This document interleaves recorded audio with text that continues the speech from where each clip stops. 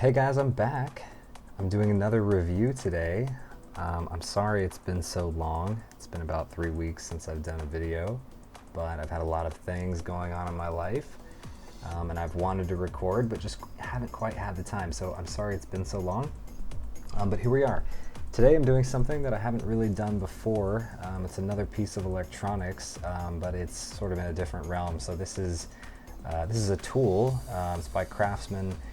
This is a stud finder. So this is the Craftsman 3/4 inch depth stud finder. It has some serial number CMHT77633. I'm not sure exactly what that means, but I got this on Amazon, and so can you. For me, it was just under $10.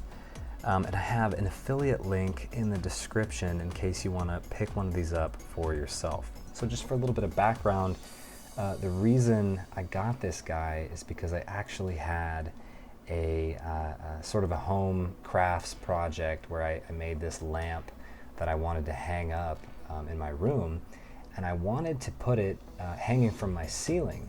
I tried different configurations where it was hanging from my wall off of different hooks. I tried this whole like triangle setup trying to support it, but it was just too heavy, and I knew that I really had to support it from the ceiling. But that meant I had to find a wooden beam to drill a hook into, and basically that meant using a stud finder unless I wanted to somehow try and use my human ear for sonar with trial and error, knocking on the ceiling to find a hard point or a hollow point.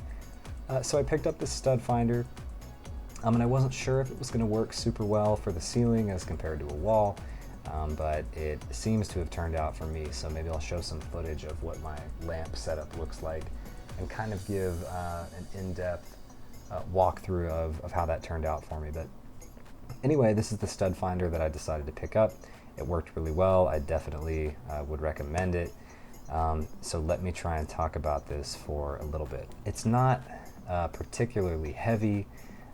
Most of the weight comes from the battery, probably, so let me mention that real quick. Yeah, big disclaimer, this thing does not come with the battery that is necessary to operate it. So this is, I believe, if I can get, okay, I guess I don't need to take it out. Wow, correct me if I'm wrong. I believe this is a D battery. I think this is a 9-volt D battery. I can never remember the difference between D and C, but you can see the size of this thing, and also, let me just try and get this thing out.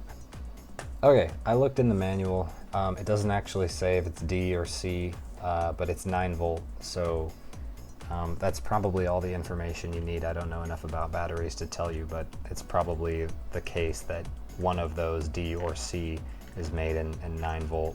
So it's this big hunk of a rectangular prism battery. It's 9 volts.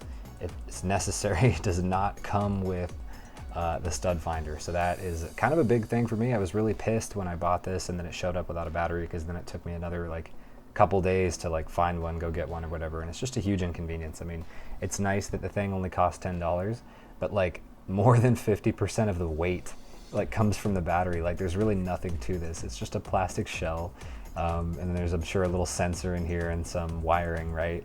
But it's like the battery is everything. Like I actually got this battery from a friend who had an extra.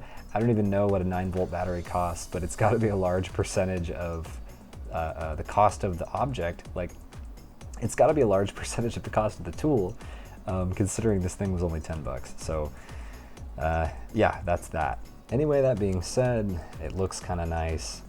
On the bottom, I have sort of these like felt or like velvety type feeling things, and I guess those are just to prevent you from scratching your wall or whatever you're putting this up against, so it slides around really nicely. And then there's nothing to it other than sort of some grippy edges. There's 2 LEDs. These say edge and power, and then there's a singular button on sort of the left side. So if you hold this in your right hand, is really how you're going to want to operate it. So you can press it with your thumb. I mean, I guess if it's in your left hand, you can just use your pointer finger. But in any case, yeah, when you press this button, it's gonna beep.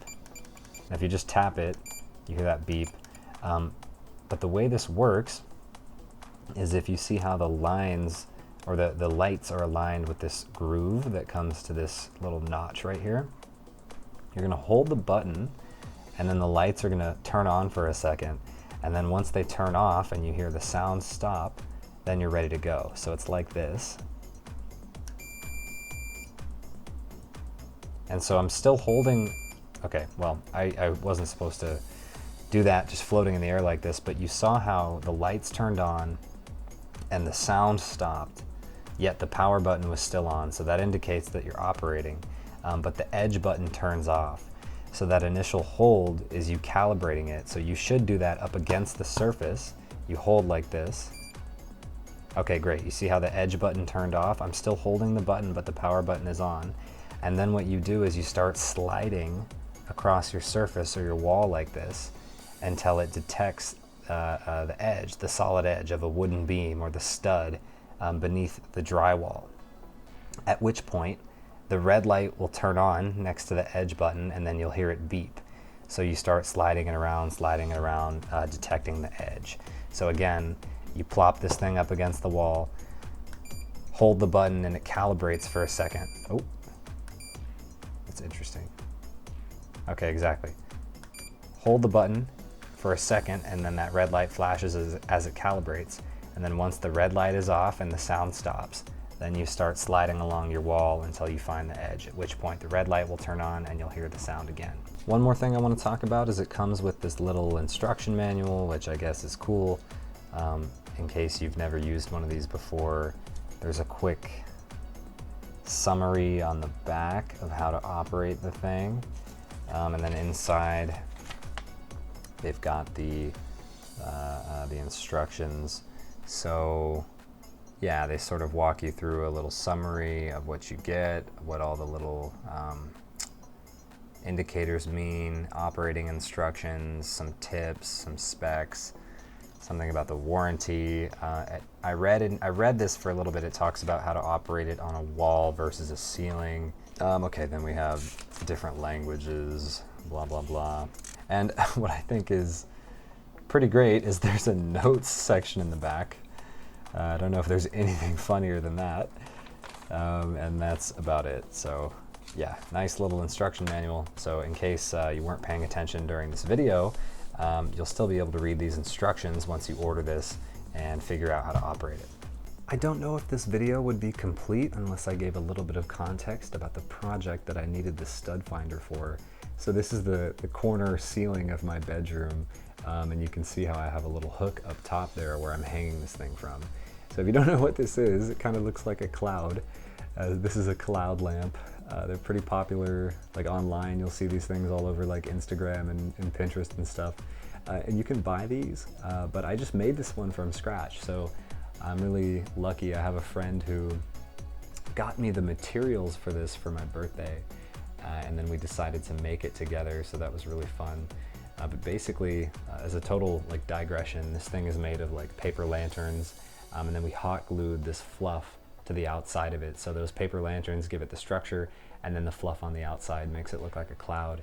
And then there's just an LED strip on the inside, which is this like cord coming down that I plug in, and then it lights up all kinds of crazy colors. So maybe I'll show that too. But anyway, most importantly, there's this hook in the ceiling.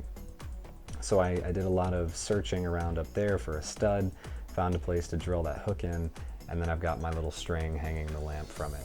And I think just from holding it, that this cloud thing, this must weigh at least it has to weigh at least 5 pounds.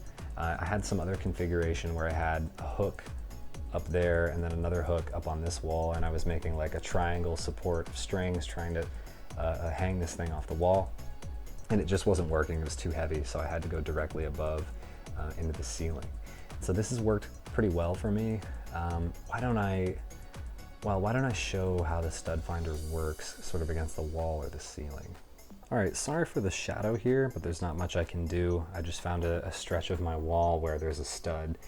So this is how you would use this thing. You go ahead and put it up against the wall, perpendicular, or well, parallel to the direction that you think the stud goes, and you place it perpendicular to the direction that you're going to move it. So you have your little notch up top here, and then I'm going to press the button. Now it's calibrated, and then I'm going to slide it to the side like this. There it is. That moment where the red light turned on and you heard the beep, that's the stud, that's the edge. So then I go again. There it is. So then I would probably take a pencil, mark the wall right there, that's the edge of the beam, and then there's probably several inches of wood from that edge to the next edge. And that would be a valid spot that you would want to drill in something that you need a solid connection to. Maybe you're hanging something off of or whatever. Then if you look up on the ceiling, I did the same thing, but through the drywall in the ceiling. And so it's a little bit more difficult, a little bit more cumbersome to sort of get up on a chair, stand up, and like look straight up and have this thing going along. So you might be asking yourself, how do I do that? Well, first, let me turn this cloud on so we have something nicer to look at. Wow, look at that thing. Totally worth the just under $10 for the stud finder on Amazon. Anyway, I was going to talk about how to use this thing against the ceiling. So this product claims it's a 3/4 inch sensor, or it's reliable up to that deep. It's funny because I feel like after I wound up drilling through my ceiling, I feel like the drywall was thicker than 3/4 of an inch, but it still wound up working, albeit it was a little bit spotty. Definitely was not as robust. At least it felt like it wasn't as robust as when I use it against the wall. It wasn't as like repeatable where against the wall I'd find the stud in the same spot exactly every time. On the ceiling, I felt like sometimes I was missing it. I had to do it over and over and over to make sure that I really was in the right spot. But yeah, the sort of the crumbly popcorn stuff on the ceiling, I think poses two issues. One, it sort of increases the effective thickness that the stud finder has to search through, and then also because it's not flat, I think that sort of confuses the sensor, because the whole point is this thing detects the edge. So it has some calibrated depth or thickness, and then it's looking for a change in thickness or density once it finds that solid sort of termination behind the drywall, and that's how it detects the edge. So then this sort of bumpy, rugged ceiling probably causes problems for it, because it's seeing changes in the thickness over and over. So what they recommend you do in that little instruction manual that I showed you, and what I wound up doing, is you take a piece of cardboard or some flat thing, but cardboard, you probably need it to be non-metallic, worked really well. Just some thin cardboard that I had off the box that the thing came in, or any kind of Amazon box, any kind of packaging, and then put that between the stud finder and the ceiling so that you have a nice smooth surface to slide the thing across. And that worked really well, so that's what I would recommend you do. Yeah, anyways guys, thanks for watching. That pretty much sums up everything that I had to say. This is the Craftsman 3/4 inch stud finder. You can get this on Amazon for just under 10 bucks. I've got an affiliate link in the description if that's something you're interested in. I appreciate any views, likes, comments, etc., etc. Let me know if this was helpful or if there's anything else you'd like to see. I definitely plan on making more content, more videos in the future. So again, thanks for watching. Let me know if I can improve these videos in any way. And you guys have a great day.